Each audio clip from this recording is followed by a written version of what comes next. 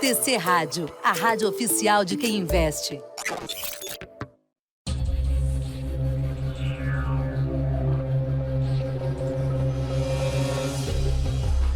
Começa agora os 10 mil deles. O reality cast que faz o seu tempo render. Muito bem, senhoras e senhores, estamos chegando, hein? Agora 2 horas 10 minutos, os 10 mil deles de pé. E num dia que já se desenha especial sob o ponto de vista de quem quer projetar cenários para 2023. Nós tivemos mais cedo o anúncio por parte do presidente eleito Luiz Inácio Lula da Silva sobre alguns dos personagens que estarão à frente das pastas abaixo do seu guarda-chuva. E neste instante, nós já chegaremos, porque agora é só uma introdução, mas neste instante Fernando Haddad começa a falar e dar pistas sobre a equipe econômica e o programa econômico como um todo que vão de nortear o Ministério da Fazenda, do qual ele será o titular, como nós já sabemos.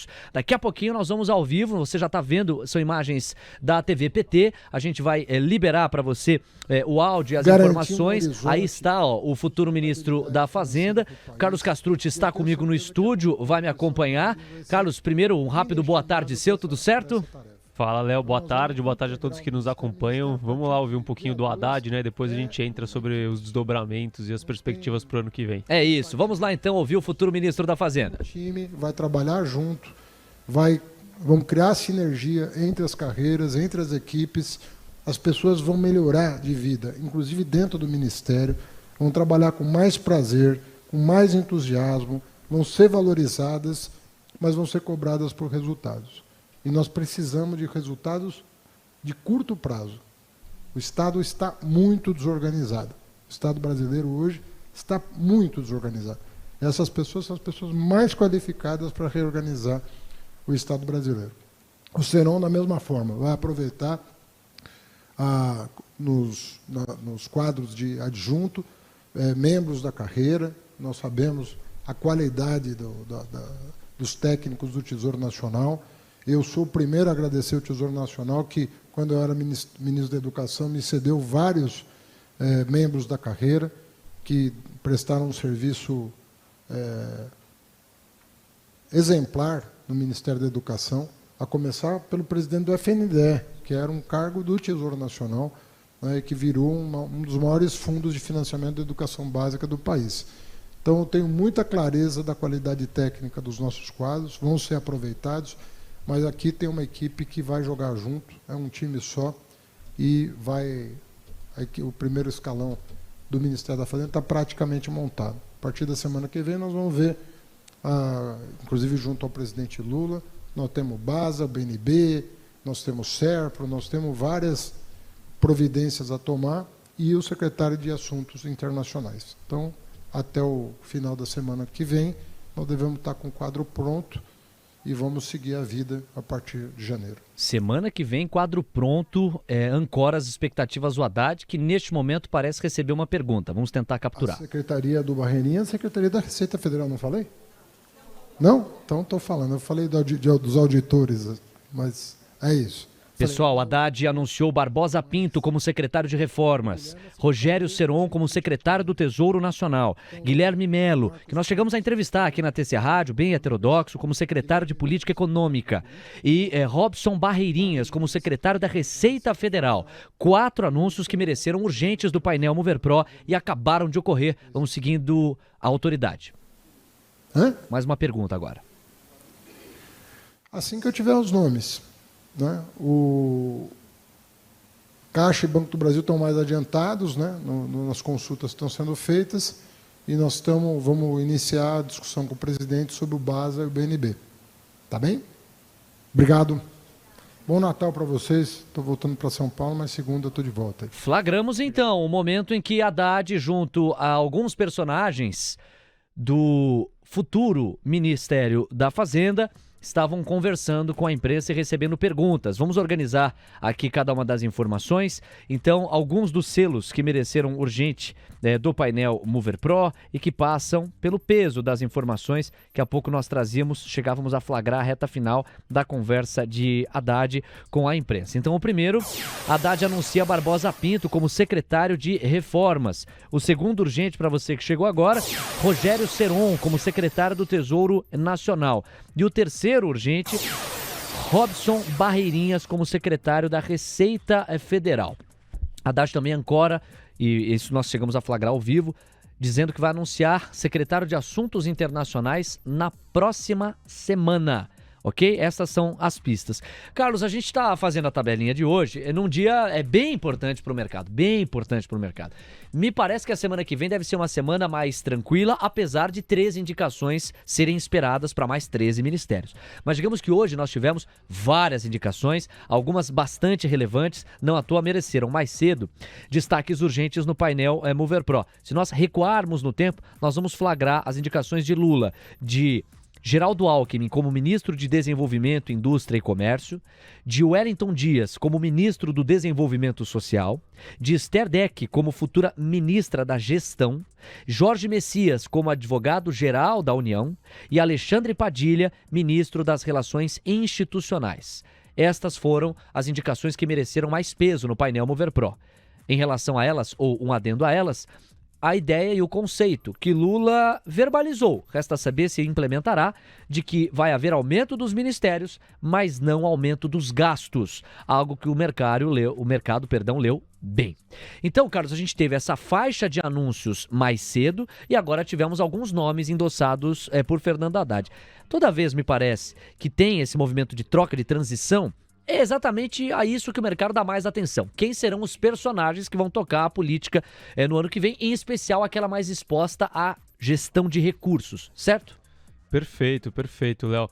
E acho que assim, mais do que os nomes em si, são as ideias que esses nomes defendem, né? Até para tentar projetar qual vai ser o direcionamento das políticas sociais, das políticas econômicas, das políticas fiscais e assim em diante do governo, né? E assim, a grande questão que a gente percebe nesses últimos dias, né, é que o mercado já estava esperando o pior, né? Então, assim, dá para dizer que as nomeações são boas ou que são consensuais, é muito difícil, né? Principalmente essas nomeações agora do futuro ministro Fernando Haddad. Acho que tem nomes aí com ideias que, quando a gente fala de liberalismo econômico, quando a gente fala de desenvolvimento sustentável da economia, são nomes que não costumam defender esse tipo de ideia, né? Então, assim, deveriam preocupar e irão preocupar o investidor daqui para frente.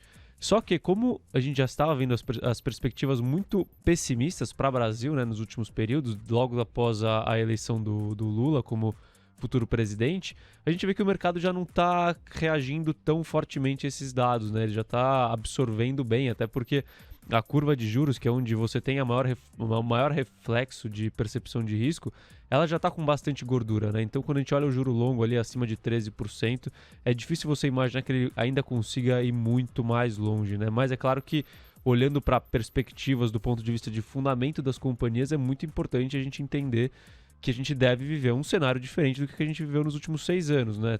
Será que o juro volta a um dígito? Se não voltar, como que vai ser o desempenho das empresas, né? A gente sabe que empresas mais alavancadas acabam tendo uma parte do seu lucro operacional corroído para pagar as despesas de juros das suas dívidas. Então, tudo isso tem que entrar no balanço a partir do ano que vem. Perfeito, Carlos. E olha, eu poderia resumir ou complementar a tua fala diante do que a gente chama de benefício da dúvida, que o mercado emprestou a esse governo eleito tranquilamente na primeira semana pós-segundo turno, inclusive traduzindo isso numa alta da Bolsa na faixa dos 3%, que foi exatamente a mesma magnitude quando o Bolsonaro foi eleito em 2018. Quer dizer, o benefício da dúvida estava em favor do governo eleito. O mercado parecia acreditar que Lula seria o Lula 1. A referência era mais Lulão. Aí vieram um conjunto de declarações desastrosas sob o ponto de vista da responsabilidade fiscal e sob o ponto de vista da ancoragem das expectativas. As expectativas foram desancoradas a ponto de o debate ter deixado de ser a queda da Selic para passar a ser da sustentação ou até mais estresse dela. E aí me parece que o Lula viu a curva de juros, viu a moeda americana, e apesar de não ter cedido, digamos, com verborragia e veemência aos pedidos do mercado, há sinais de moderações que nós não podemos desprezar nesta semana. Você tem o Aloysio Mercadante falando de um BNDES que não seja nos mesmos moldes do passado. Você tem o Haddad anunciando alguns nomes mais técnicos e se comprometendo com o arcabouço fiscal para o ano que vem no primeiro semestre, antes, inclusive, do que o dispositivo da PEC da transição exigiria. E você tem o próprio Lula hoje falando de aumentar a ministério, mas não aumentar a gasto. Quer dizer, são sinalizações mais positivas, que se, no entanto, tivessem sido faladas logo na segunda semana, não é? Seriam ruins. Me parece que quando havia ainda o benefício da dúvida em favor do governo, aí isso contagiaria demais positivamente a Bolsa. Só que como se perdeu o benefício da dúvida, o mercado olha de um lado e fala assim, legais essas declarações, melhores que as anteriores. Por outro lado, isso aí tem que sair do papel. Porque o benefício da dúvida se foi. Quer dizer, o mercado me parece que não vai devolver tudo que estressou, na intensidade com que estressou, porque vai, mais do que nunca, se ater muito mais a ações práticas do que às questões retóricas. Eu queria trazer esse tempero para você comentar. Faz sentido essa leitura? Faz sentido sim, Léo. Mas eu acho que mais do que a questão do benefício da dúvida, é a ordem dos fatores, né? Eu imagino que, assim, caso o Lula já tivesse vindo com esse discurso mais pró-mercado ali logo na primeira ou na segunda semana após a sua eleição e apresentasse esses nomes de ministérios, provavelmente o mercado reagiria muito mal, entendeu? Porque os nomes desencontram com esse tipo de discurso. Ah, sim. Só que como primeiro veio toda a bomba para depois virem coisas um pouco melhores, aí a gente vê o mercado até dando uma certa recuperada ao longo dessa semana, né? Pois agora, para te complementar, porque você trouxe um contraponto importante, quer dizer, essas sinalizações que eu coloquei no meu raciocínio, elas são sinalizações em teoria bem vistas pelo mercado, mas vindo da boca de quem vem, merecem, no caso do mercado, mais desconfiança do que confiança. Aloysio Mercadante foi, digamos, um dos grandes nomes de Dilma. É um dos nomes que aludem à parte do PT à frente do governo que deu muito errado. Então é natural, o mercado ele lembra de tudo isso, vê o protagonismo que Mercadante vem tendo e bota o pé atrás.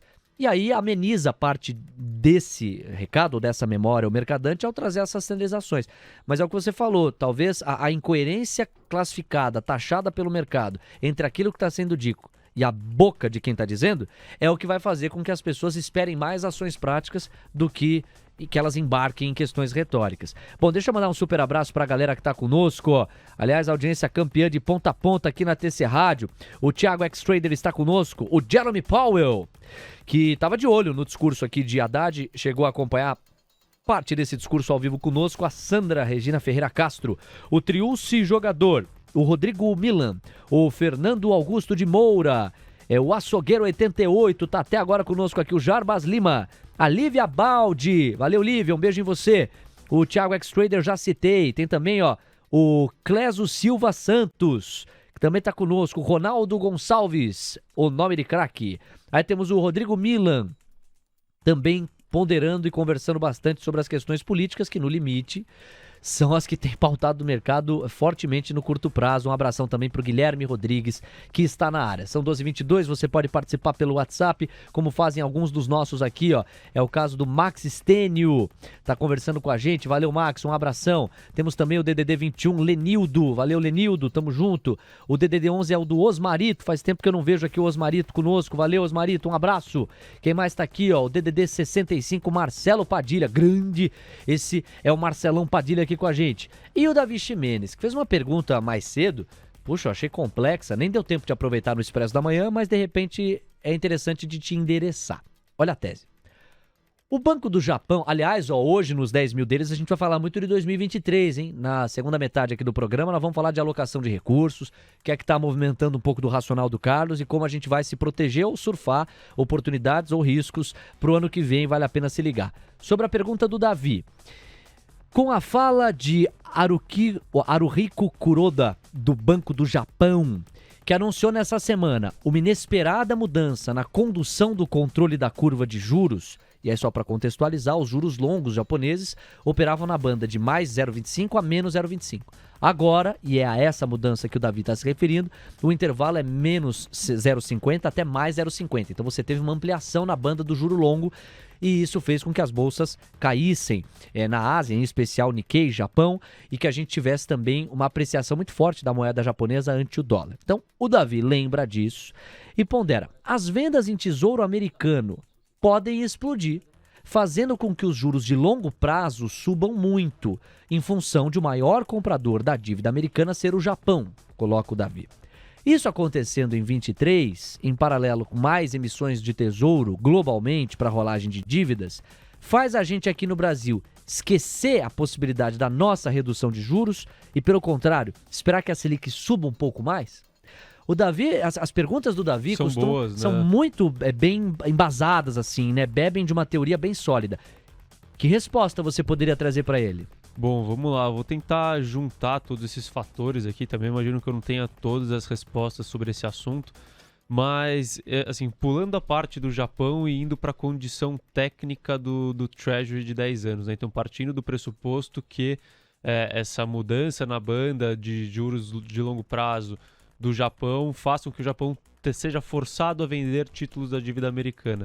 É claro que você cria uma pressão vendedora muito forte de um lado dentro da dívida americana, né? Só que eu vejo como muito baixa a probabilidade de a gente ver um descasamento entre fundamento e preço em um dos títulos né, de um dos ativos dentre os mais demandados no globo. Assim, se tem uma coisa que é comprada como proteção ao risco, né, como ativo de aversão ao risco no globo, então não só por governos, mas não só pelo governo do Japão, mas por outros governos ao redor do mundo, por fundos de pensão e assim em diante, eu acho muito difícil a gente ver um descontrole na curva de juros americana de longo prazo por conta de um choque técnico, entendeu? É diferente de uma ação, por exemplo. Eu acho que o mercado se ajusta pelo fundamento. Então, por mais que a gente tenha essa pressão vendedora de um lado, eu imagino que a pressão compradora do outro vai compensar, né? Pô, se o Treasury de 10 anos, se a gente vendo com o fundamento deveria ser 4, o Treasury começa a ir para 4,50, o pessoal já começa a comprar, já começa a arbitrar, né? Então, eu acho pouco provável, não descartável, nunca é descartável nenhuma tese. E em não sendo descartável, né? Qual que seria o impacto para Brasil? Aí vale só a diferenciação aqui, né? Que existe a taxa de juros de longo prazo, que é controlada pela curva, e existe a taxa de juros de curto prazo, que é balanceada pelo Banco Central. E eu imagino que, isso na minha visão, né? Um descontrole na taxa longa americana, isso pode sim impactar a taxa longa do Brasil, né? Mas quando a gente olha para a taxa curta do Brasil e a taxa curta dos Estados Unidos, por exemplo, o que importa é ter juro real positivo, negativo ou neutro para estimular a economia ou para controlar a inflação. Então, se a gente tem uma inflação controlada no país, por mais que talvez a gente tenha que ver um pedido maior de prêmio na ponta longa da curva de juros brasileira, isso não impacta a Selic de curto prazo. A Selic pode cair e a curva longa ficar lá para cima. A grande questão é que você tem aquele steepening da curva que a gente fala, né? Que é quando a curva vai ficando cada vez mais inclinada. Perfeito. É isso que a gente poderia ver. Muito bom, Carlos. Pergunta complexa, a resposta também tem que ser à altura e a gente agradece ao Davi Ximenes. Carlos, seguinte, vamos convidar a galera a conversar conosco sobre o 2023. É no fundo que a gente combinou nos bastidores fazer deste programa aqui, um programa em que você compartilha o que você está enxergando por ano que vem, por onde vai a sua estratégia de alocação de recursos, você vai ficar mais na renda fixa, vai dormir por lá, tem uma perspectiva de rendimento interessante, segura, bem alta, nós estamos falando de uma taxa real de juros de 7, 8 e não é preciso inventar muita coisa e assumir grandes riscos. Mas e a bolsa? Faz sentido ficar completamente de fora dela ou só reduzir exposição seria o mais sensato? Em havendo algum tipo de exposição, para quais setores? Com qual estratégia? Com qual tipo de portfólio? É claro que o Castrucci ele tem uma pegada que é 100% voltada ali para a bolsa, porque o fundo da Whole Asset Management assim busca, assim quer. Então é natural que o foco dele não seja aqui renda fixa, mas nem por isso não pode te inspirar a alimentar parte da sua parcela de renda variável, especificamente bolsa, desde que haja sentido para o seu perfil de investidor. Então, um pouquinho de por essa banda que a gente vai. Deixa eu mandar um super abraço antes aqui, ó, para o Fernando ADC, tá na área e manda um boa tarde. O Fernando Piveta também tá aqui, meu amigo. Boa tarde, Léo. O Alexandre Macedo também tá falando aqui de política, se referindo a Lula e governabilidade. O Thiago X-Trader, já falei. O Thiago Castro, top demais a TC Rádio, parabéns. Aí tem o Rony Nóbrega. Esse nível de pergunta aí poderia levar também pro Beida, pro Jefferson Lattes, falando do Davi Ximenes, para além do Castrucci aqui, mais vozes para trazer outros ângulos para a pergunta do Davi. O Rodrigo Milan tá conversando com o Tiagão aqui, enfim, a galera interagindo conosco no chat e no WhatsApp também. Um abraço pro Osmarito, conversou conosco. Carlos, por onde começamos, hein? Ao pensar em 2023, qual palavra, expressão ou tempero vem na sua cabeça? Eu acho que eu vou tentar ir aqui do macro para o micro na questão de alocação de patrimônio, né? Porque eu acho que, assim, primeiro de tudo, lá na rua a gente também lida com clientes que têm carteiras administradas conosco, né? Fundos exclusivos, assim em diante. Então a gente também olha a questão de alocação patrimonial.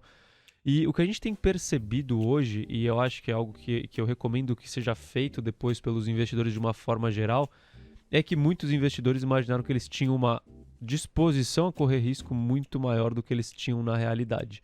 E como que isso se reflete na alocação de patrimônio do investidor? Muito investidor estava com mais alocação em ações do que aguenta ter, entendeu? Por mais que a pessoa tenha... Porque dando um passo atrás, existe o ponto principal é a tolerância para se assumir o risco, né? Então, a tolerância ela é dividida em 2 pontos. Capacidade para se assumir risco e a disposição para se assumir risco. A capacidade é o quanto você pode assumir de risco. Então, por exemplo, eu vou pegar o seu caso, Léo. Pô, você tem um capital humano ainda muito grande para você explorar, você está ganhando mais do que você gasta, você tem um prazo longo para se recuperar, você vai se aposentar daqui, 20, 30 anos, mais ou menos, e assim em diante. Então você tem uma capacidade muito grande para correr risco. Dito isso, se os seus objetivos são de longo prazo, você poderia ter uma carteira, por exemplo, 100% em ações, porque quando você olhar um horizonte de 30 anos, você vai ver que você tem capacidade para estar na classe de ativo que é a que vai te dar mais retorno nesses 30 anos, mesmo no intervalo de confiança muito estreito. Só que existe outra ponta, que é a ponta da disposição a correr risco. E é aqui que entra também o componente da volatilidade da carteira. E o que eu quero falar com isso, né? Porque por mais que você tenha essa capacidade para correr risco, o que acontece? Pode ser que você seja avesso à volatilidade, por mais que você só vá usar seu dinheiro daqui a 30 anos... Me machuca ver ver seu dinheiro caindo durante 3 anos, por exemplo. E vamos supor que isso te machuca muito, assim, a ponto de você ter uma baixa disposição a correr risco. Então, por mais que você tenha capacidade... A sua disposição tem que ser o seu limitador. O seu limitador sempre vai ser o mais conservador entre capacidade e disposição a correr risco. Então, o que a gente viu foi que, com juro a 2% e bolsa subindo, muita gente colocou mais patrimônio em ações do que tem disposição a correr risco. E o momento atual, acho que é uma boa, assim, sempre virada de ano é um ponto para bastante reflexão. Sim. Eu acho que vale o investidor que está sofrendo com ações refletir sobre qual que é o tamanho, a proporção de ações no seu portfólio no qual ele vai conseguir ficar confortável para atravessar momentos como o atual, entendeu? Quer dizer, na composição do portfólio, quais são os papéis que te deixam dormir à noite e quais são aqueles que você fica pensando, não devia estar nisso? Exato, eu acho que assim, isso saindo de papéis, indo para o macro, classes de ativos, né? Então, o quanto a pessoa consegue dormir à noite tendo de bolsa como um total do seu patrimônio. Esse é o ponto principal e agora é o melhor ponto de reflexão possível porque a gente passou por 3 anos difíceis de bolsa, entendeu? Então essa vai ser a real disposição desse investidor a correr risco. E aí, sabendo dessa disposição, anota, porque na hora que a bolsa começar a subir, você vai querer aumentar de novo a posição em bolsa e assim em diante. E quando cair de novo, você vai querer reduzir, aí você vai ficar nessa montanha-russa de sempre estar com o pé trocado, né? Então, acho que esse que é o primeiro ponto, assim, isso é muito particular de cada pessoa, né? Então, você tem muita capacidade, muita disposição a correr risco, você pode ter 90% do seu patrimônio em bolsa. Agora, se você tem menos capacidade ou menos disposição, você tem que ver qual que é o tamanho que adequa para você mesmo, para suas particularidades e para os seus objetivos. Esse seria o primeiro ponto, Léo, antes de entrar no cenário para a bolsa, especificamente ativos. Ou seja, você está dando um caldo teórico, conceitual, de autoconhecimento, de entendimento de momento, de horizonte de tempo. Eu gostei da separação conceitual que você fez entre disposição e capacidade. Às vezes você está muito disposto a assumir riscos, mas você não tem essa capacidade, seja porque está sobrando muito pouco dinheiro, seja porque a estabilidade econômica ainda não está na tua vida, ou por qualquer outra razão. E o oposto é verdadeiro. Às vezes, apesar da capacidade, um horizonte largo de tempo e, a princípio, estabilidade e entrada de fluxo de capital constante, você não tem disposição para dar sustentação a essa capacidade. Porque não adianta nada você ter a capacidade, mas não ter o equilíbrio emocional que ela exige para você se expor a risco maior e volatilidade mais alta, como a mergulhada em bolsa. Isso posto, vão agora se colocar no lugar do cara que está do outro lado e encontrou algum denominador comum entre capacidade e disposição, ainda que isso possa se traduzir numa grande alocação de recursos para a bolsa ou uma mínima alocação de recursos para bolsas. Vamos falar do stock picking especificamente. No episódio passado, você ressaltou aqui liderança de mercado, capacidade de repassar a inflação e baixa alavancagem. Eram os 3 ingredientes maior para você elencar qual papel e qual setor. Vamos aprofundar essa história. Perfeito, Léo. Então, aprofundando essa história, então vindo para a parcela de ações especificamente, né? Eu acredito que o primeiro ponto aqui que vale o investidor refletir é que quando a gente olha para micos, né? Então, indo do pior para o melhor, assim, quando a gente olha para mico dá porrada quando a gente tem juro baixo e quando a gente tem um excesso de otimismo e as coisas já estão relativamente caras. Então, por mais que as pessoas estejam perdendo dinheiro com os famosos micos aí que tem na bolsa, vale a pena, assim, não vale a pena tentar recuperar perdas com o mesmo ativo. Tem que olhar para frente e pensar no que deve performar melhor daqui em diante. E aí, olhando um pouco para cenário, então, né? A gente colocou aqui 2023, mas eu colocaria 2023 em diante, né? Quando a gente olha lá para fora ainda o cenário não é dos mais positivos. Eu acho que o mercado ainda não encontrou um ponto de equilíbrio de qual será a inflação estabilizada lá na frente. Não sabendo qual será a inflação estabilizada, as taxas de juros de longo prazo ainda podem estar subdimensionadas e os lucros podem estar as projeções de lucro podem estar mais otimistas do que o que realmente vai acontecer. Sobrevalorizadas. Porque de duas uma, assim, eu não vejo um cenário no qual a economia a inflação arrefeça sem que a economia arrefeça, entendeu? Uma das duas coisas tem que acontecer. Então, se a atividade continuar perene, se continuar forte, a inflação vai continuar forte. Se a atividade cair, aí sim a inflação pode cair, mas a inflação cair sem a atividade cair eu acho muito pouco provável, até por toda a questão da mudança de paradigma, onde o ganho de produtividade já não é mais suficiente para adaptar a demanda ao incremento, a oferta ao incremento de demanda e assim em diante. Ou seja, Estados Unidos, assim, tem aquela questão, nunca aposte contra os Estados Unidos, né? A frase Never bet famosa against America. do Warren Buffett. E isso é verdade. Mas talvez não seja o momento ainda de apostar a favor, entendeu? E se você fala num dia em que nós tivemos uma bateria de dados americanos às 10h30 que sugerem exatamente a força econômica americana. Exato. Mas o que isso significa? Que a inflação não vai arrefecer. Exato. Então pode ser que a gente veja a economia lá continuando a crescer, mas se a economia continuar forte lá, pode ser que a inflação não volte para 2 e a inflação fique em 4. Para a inflação ficar em 4, o Treasury tem que estar em 4 e pouquinho, entendeu? De 10 anos. E a taxa também curta tem que estar por ali para você não estimular demais a economia e não perder a mão da inflação de novo. Então a grande questão é essa, assim, alguma das coisas, assim, a atividade tem que ceder para a inflação ceder. Uma coisa eu acho que não acontece sem a outra. Então o cenário lá também já não é dos mais práticos, já não é dos mais fáceis para se ler.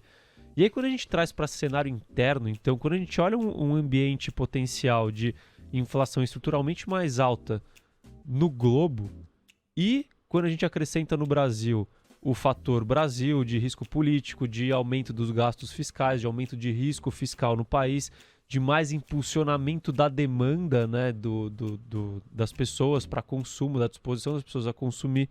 Quando a gente olha tudo isso, a gente pode prever que a inflação também aqui, se lá a gente vai ter uma inflação de 3, 4 pelos próximos anos na média, aqui a gente vai ter uma inflação de 6, mais ou menos, na média, né? Tendo uma inflação de 6 na média com esse risco fiscal que a gente está vendo, acho que assim, o juro deve ir, se chegar a voltar para um dígito nesse cenário, o juro volta para 9%, mas não volta mais para 5%, não volta mais para 4%, pelo menos no próximo ciclo político aí que eu vou colocar, nos próximos 4 anos. Então, quando a gente olha para esse cenário, isso significa que é ruim estar em bolsa? Não significa que é ruim estar em bolsa, porque a bolsa ela tem o movimento dela com relação a para onde vai a curva de juros. Esse é o beta da bolsa, né? Então, a gente está falando de uma curva de juros em 13,5, mais ou menos lá, longa, arredondando, e uma taxa Selic também já quase 14%, a tendência ela é para baixo da curva de juros. E a cada ponto na curva de juros longo, você pode colocar aí uns 15% de alta na bolsa, mais ou menos. Então, Perfeito. assim, quando você olha para a tendência para a bolsa, isso é positivo. Então, bolsa eu vejo com bons olhos pelos próximos anos, porque eu acho que o auge do pessimismo já chegou no ponto de vista de risco não diversificável, né, de beta, de movimento de bolsa de uma forma geral. Só que, pode... Não, por favor, acho que você vai para um ponto importante agora. Acho que você está chegando no core do raciocínio. Isso. Só que, então assim, a gente fala, bolsa deve melhorar e reagir bem com a curva de juros. Exato. Só que o juros não vai voltar mais para 5, não vai voltar mais para 4. As condições econômicas não vão mais estar tão estáveis como estavam há pouco tempo atrás. Então, isso significa que olhar para os fundamentos das companhias, várias companhias que de novo, têm alavancagem maior, que têm uma menor capacidade de repasse de preço, com inflação correndo a 6% ao ano, e que não tem liderança de mercado, ou seja, que tem menos capacidade de passar por períodos adversos e que tem menos experiência nesse aspecto, essas companhias devem ver os seus fundamentos se deteriorando. Então, os seus lucros devem ir para baixo. Então, por mais que a gente veja uma expansão de múltiplos na bolsa, o que a gente pode ver são empresas com redução de lucro, então a redução de lucro acaba prejudicando mais do que a expansão de múltiplos dessas companhias. Dito isso, assim, eu acredito que agora é um momento no qual é importante a gente ter uma carteira de empresas que são não necessariamente grandes de capitalização de mercado, mas grandes dentro do seu mercado de atuação, de novo, que tenham pouca alavancagem e que tenham essa capacidade de repasse de preço e, mais do que isso, olhar muito a questão da sua alocação setorial, né? Porque quando a gente fala de bolsa, você tem dois fatores de retorno aqui. Você tem o fator da alocação setorial e você tem o fator que é a questão da escolha de ações dentro daquele setor. O primeiro está mais temperado por ciclo econômico, o segundo está mais temperado por análise fundamentalista específica e esmiuçada. Não que o primeiro não esteja, mas é natural que os segmentos encorpem ou emagreçam mais de acordo com o ciclo econômico em que a gente está e que os papéis dentro de cada um dos setores performem mais ou menos de acordo com a solidez de fundamento que essas empresas possuem. Perfeito, Léo. Exatamente isso. E você me deu um gancho perfeito, porque aí como que eu enxergo hoje isso, a visão de gestor, né?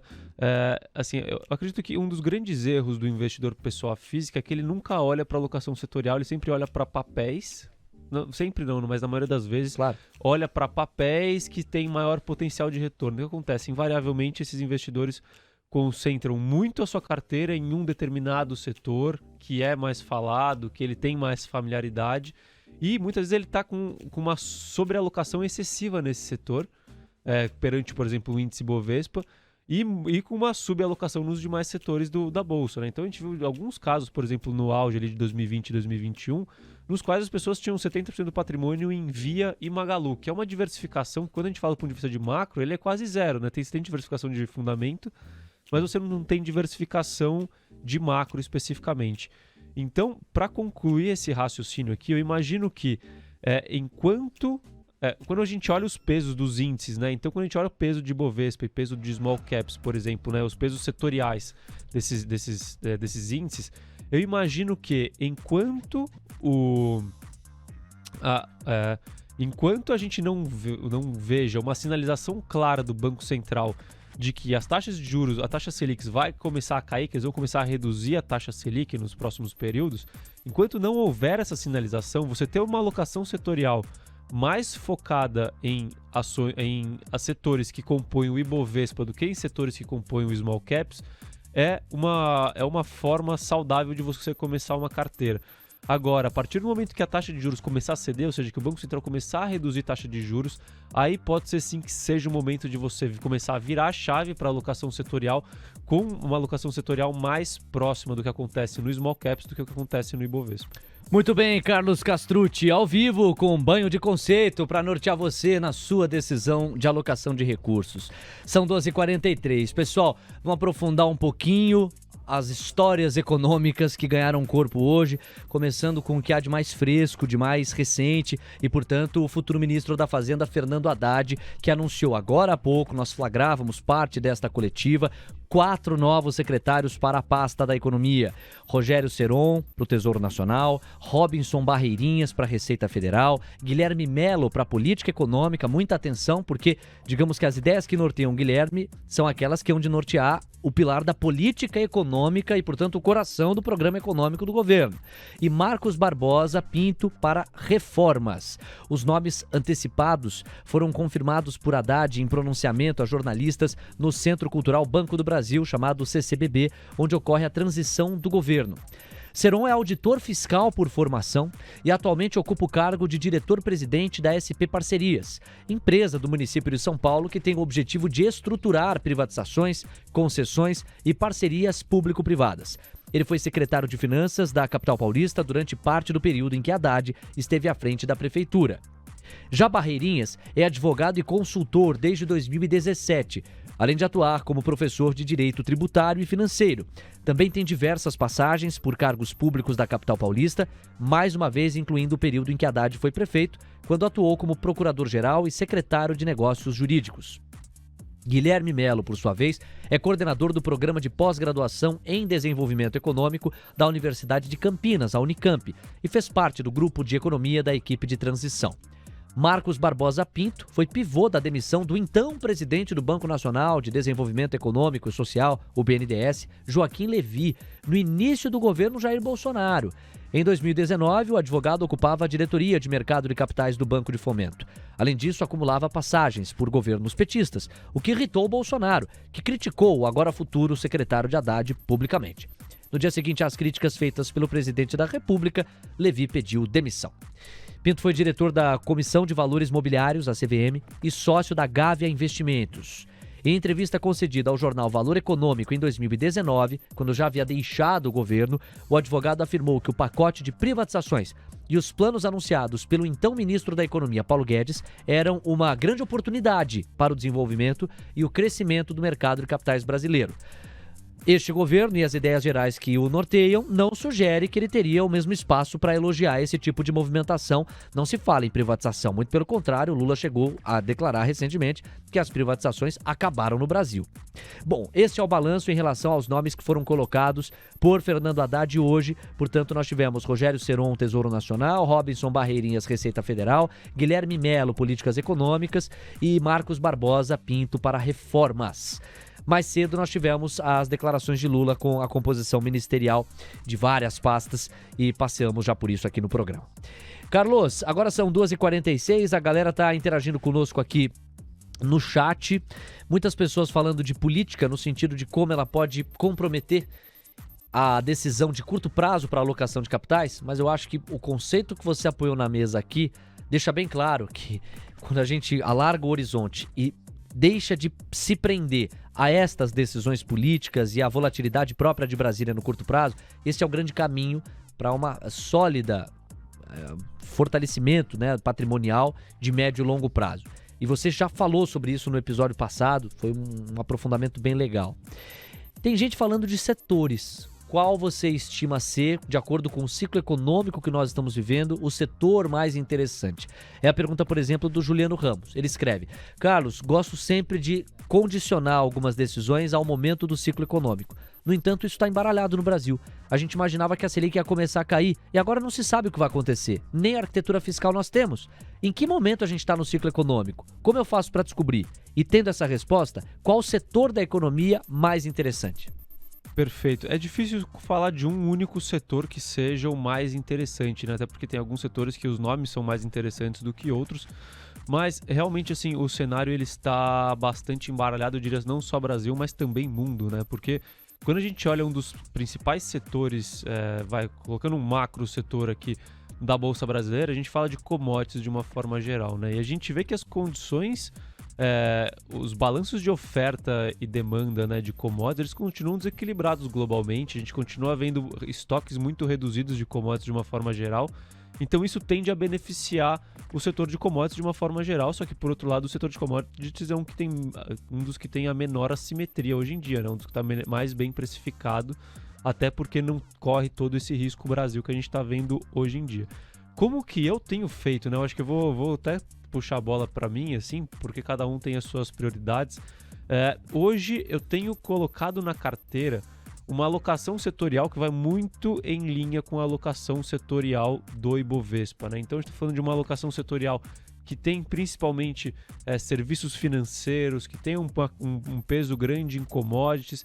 Eu tenho uma alocação maior do que o Ibovespa, por exemplo, em consumo e em construção civil.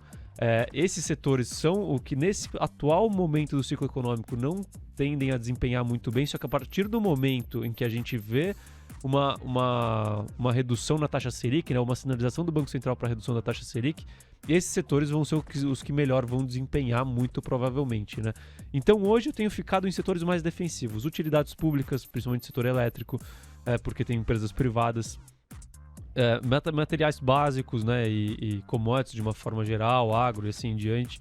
Serviços financeiros, né, ainda mais depois dessa queda forte nos bancos, né, principalmente no Bradesco, eu acredito que abriu uma janela de oportunidade muito boa para os investidores. Até pegar minha colinha aqui para ver se tem alguma coisa mais que a gente está mais pesado. Não, mas é isso mesmo, assim. Então, utilidades públicas e comércio, a gente está com o dobro de peso do que tem o Ibovespa, por exemplo, um pouco mais do que o dobro. E eu vejo que, essa alocação setorial, ela deve ser transitória, assim, é importante se manter ativo no mercado. Por quê?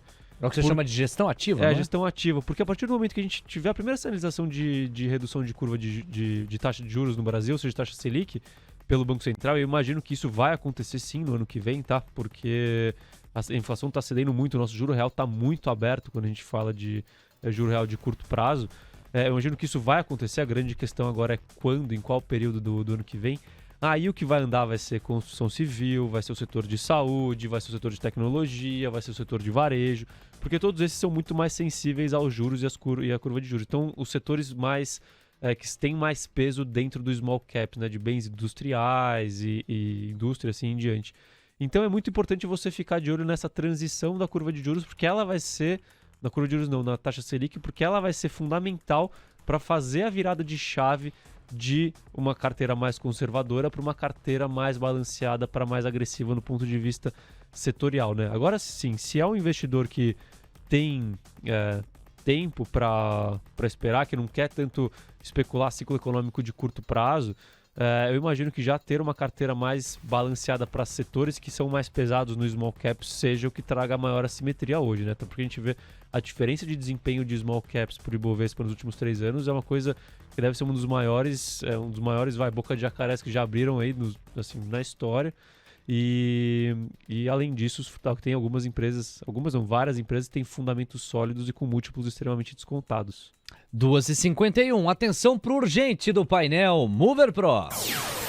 Vamos lá, pessoal, atenção, o painel destaca: Congresso Nacional aprova orçamento de 2023. Texto vai à sanção presidencial. Vamos aos detalhes? O Congresso Nacional aprovou nesta quinta o orçamento para o ano que vem. O texto já havia passado pela Comissão Mista de Orçamento e, com a aprovação pelo plenário, segue para a sanção presidencial. Entre outros pontos, o texto prevê pagamento de R$ 600 do Bolsa Família em 2023. A proposta do governo Bolsonaro previa R$ 405. Adicional de R$ 150 por criança de até 6 anos. Salário mínimo de R$ 1.320 em 2023. A proposta do governo Bolsonaro era de R$ 1.302. Esta proposta aprovada leva o salário mínimo para R$ 1.320. É um ganho de R$ 18. Há um efeito cascata aí, porque a base de salário mínimo é usada para você nortear o pagamento de aposentadoria, funcionalismo público. Então, é sempre um efeito em cadeia quando se mexe em R$1 de salário mínimo. Do ponto de vista econômico, é importante você enxergar no sentido mais amplo e macro o impacto que R$1 pode ter nessa questão da cadeia dos pagamentos. Então, o salário mínimo ele sai de R$ 1.302, planejamento do governo Bolsonaro, governo atual, e vai para R$ 1.320, já com um incremento diante das negociações de PEC e afins. A votação do orçamento acontece um dia depois da promulgação da chamada PEC da transição, que abriu espaço no orçamento para essas despesas por meio da alteração da regra do teto de gastos, que limita a maior parte dos gastos à inflação inflação do ano anterior. A PEC liberou 145 bilhões de reais em despesas dos ministérios no ano que vem, além de mais recursos para investimentos. Vamos ao relatório aprovado e o comentário do Carlos na sequência. O orçamento tem uma reserva de 11 bilhões de reais adicionais para conceder reajuste de 9% aos servidores do Poder Executivo em 2023. Essa é uma pauta importantíssima, que é o reajuste dos servidores. Então, hoje, o orçamento aprovado prevê um reajuste de 9% para os servidores no Poder Executivo para o ano que vem, equiparando-os aos funcionários do Poder Judiciário. A proposta do governo Bolsonaro era de um aumento de 4,85% para os servidores do Executivo. Pois bem, temos quase o dobro. Também prevê o orçamento uma destinação de ao menos 22,7 bilhões a mais para o Ministério da Saúde, valor reivindicado pelo grupo técnico da transição do governo eleito para recompor os recursos dos programas da pasta, como Farmácia Popular. Contempla 1,5 bilhão a mais para auxílio gás. A proposta de Bolsonaro previa 2,2 bilhões para o custeio do benefício. Com isso, o auxílio gás voltaria a ser de 50% a partir de janeiro. E por fim, porque é uma lista extensa, prevê a destinação adicional de pelo menos 11,2 bilhões para a educação, sendo 1,5 bilhão para as instituições federais de ensino superior, 100 milhões de reais para apoio ao transporte escolar na educação básica e 1,5 bilhão para merenda escolar, enfim, alguns dos ajustes que o texto orçamentário de hoje contempla.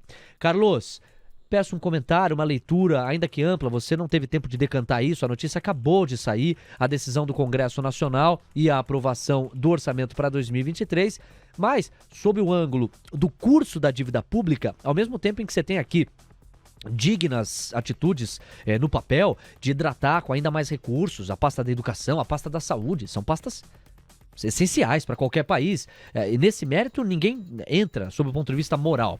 Agora, o que preocupa, e me parece que o mercado se pauta nisso, é a sustentação disso e a trajetória da dívida pública, com a qual, se descontrolada, você pune mais a parcela socioeconomicamente mais castigada com a inflação, que é o pior imposto que tem, né? Léo, é mais um passo ali no caminho de aumentar gastos e ter que se endividar mais para pagar esses gastos, né? Eu vou muito na sua linha aqui, Léo, que quem não quer que o país invista mais em educação, em saúde e em segurança, que são os 3 pilares dos quais, que são deveriam ser os únicos pilares nos quais o governo deveria investir, assim, a maioria dos seus recursos, porque é isso que traz o bem-estar para as pessoas, né? Então é claro que tem que ir dinheiro para essas coisas. Agora, a grande questão é que eu acho que assim, acabam esquecendo no debate público, que é o seguinte: se você tem 100 reais, cara, você tem 100 reais para gastar, e o governo tem um limite para gastar, você tem um limite do quanto você ganha. Se você ganhar 1.000, você consegue gastar 1.000, se você ganha 2.000, você consegue gastar 2.000. Esses 2.000, eles têm que ser alocados da melhor forma. E qual que seria a melhor forma de se alocar esses recursos? Majoritariamente em segurança, em saúde, em educação. Só que aí, o que a gente vê? Que grande parte desses recursos acabam sendo despesas obrigatórias para aumentar salário do poder do legislativo agora, que estava, não sei se saiu, funcionalismo público em geral. Funcionalismo público de uma forma geral. E, assim, o inchaço da máquina pública, né? Então a grande questão do Brasil, infelizmente, não é que falta dinheiro. É a profunda má administração. É assim, é você pegar o dinheiro e alocar em coisa em ralo que não vai trazer retorno. É você investir em projetos que não trazem retorno. E a classe política vive com um malabarismo retórico para tumultuar o debate. Quando ela fala assim, vocês não estão, aqueles que falam de responsabilidade fiscal, são taxados por parte de boa composição dos atores políticos de sem coração, de insensíveis. Que vocês não querem que os recursos vão para a educação, para o Bolsa Família, para... Não é disso que se trata. É justamente para esses lugares que os recursos devem ir, receberem até mais. Só que tem que cortar da própria carne e de várias alocações que são altamente ineficientes, só sustentam penduricalhos, trazem cabide atrás de cabide e não se traduzem como benefício para a população. Se os recursos fossem priorizados para a saúde, educação, segurança e mesmo essa ideia da renda mínima, que é um conceito que, assim, que é ótimo. E que é até liberal. Muita gente não sabe. Na própria literatura, o liberalismo ele advoga em favor de uma renda mínima, até pelos avanços tecnológicos do trabalho, que acaba condenando e batendo no mercado de trabalho em si. As pessoas não conseguem acompanhar, a menos os países mais antenados, né? Capilarizados para capacitação, para o treinamento e para esse preparo como um todo, vários países não conseguem modernizar a massa, ou a mão de obra geral, para o tanto e na velocidade com que avança a tecnologia e a forma como isso impacta o trabalho. Até por isso a renda mínima também é um jeito de você ao menos assegurar parte da dignidade do ser humano. Mas e a discussão foge disso. A possibilidade de se reinventar, né? Porque uma coisa é você tentar se reinventar passando fome, outra coisa é você tentar se reinventar tendo como viver dignamente. Minimamente, de maneira digna. É difícil. Eu continuo achando, num resumo taxativo, que o Brasil não discute o essencial. Nós temos 100% do orçamento, 90% já está comprometido. Há anos e anos é assim. E desses, quanto que um funcionalismo público deve ser uma... Não herda, não bebe, não é? Assim, despesas obrigatórias estão ali, contratadas. Há uma estapeação toda, uma cotovelada da classe política em torno dos 10% ou até menos do orçamento. E o conceito central, que é pensar a alocação dos recursos públicos, a eficiência, elencar para onde a coisa volta mais para o bem comum e para a sociedade, esse debate, ele é o tempo todo atropelado por narrativa, por barulho, e isto independe da placa, tá? Nós não estamos aqui falando do governo A, B, C ou D. Esse é um problema estrutural do país. Alguns governos conseguem bailar mais com a responsabilidade fiscal, outros bailam menos, mas essencialmente ninguém encarou com a profundidade que o tema merece essa discussão de orçamento e do desengessamento em prol da justiça. Paulo Guedes criticava muito o lance do dinheiro carimbado, né? Sim. Ele queria que a classe política fizesse mais política, ou seja, debatesse a alocação dos recursos e não ficasse apenas com uma parcelinha desse tamanho. Mas digamos que o material humano do Congresso Nacional não ajuda em nada a fazer dessa discussão uma discussão séria. Senhoras e senhores, 12h59, Carlos, eu acho que você tinha um complemento, vou pedir para ser o seu destaque final e a gente volta em 2023, pois não? Não, é isso que eu falo. Assim, o problema do Brasil, que é importante as pessoas entenderem, é que não é falta de dinheiro, é mau uso do dinheiro. É você ter uma família no qual a prioridade é você dar uma boa escola, uma boa alimentação e segurança para os seus filhos, e ao invés disso você compra uma Ferrari, uma casa que comporta 30 pessoas e vai gastando o seu dinheiro com isso. Isso é o Brasil. Com essa nós nos despedimos. Carlos, obrigado. Desejar a você um ótimo Natal, um feliz ano novo. A gente volta a tabelar em 2023 aqui. Vida longa aos 10 mil. Obrigado por tudo esse ano e até a próxima. Valeu. Vou agradecer aqui a todos que acompanharam os 10 mil deles ao longo desse ano. Ano que vem estaremos de volta. Com certeza vai ser um ano melhor para todos, eu espero e desejo a todos. E é isso. Até ano que vem, né? E um abraço. Valeu, Carlão. Ó, você que esteve conosco, muito obrigado. Siga na TC Rádio. Vem aí com um balanço analítico profundo. Gabriel Medina, Mariana Friedman e toda a equipe do seu Expresso da Tarde para fazer acontecer mais um capítulo vivo da cobertura dos mercados, em especial do fechamento. Valeu, obrigado pelo carinho, pela audiência. E amanhã tem o último dia da TC Rádio em 2022. Semana que vem temos o recesso, uma pausa. E a partir do dia 2 de janeiro estaremos de volta com força total. Mas a minha despedida de você aí, público, investidor, investidora, traders de todo o país, essa eu deixo para amanhã, pra gente trocar mais uma ideia. Te espero no Expresso da Manhã a partir das 8h15. Obrigado a todos, saúde, juízo, tchau.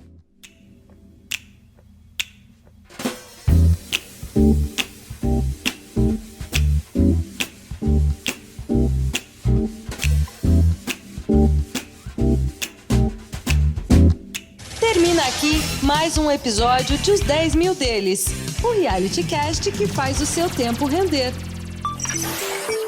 TC Rádio, a rádio oficial de quem investe.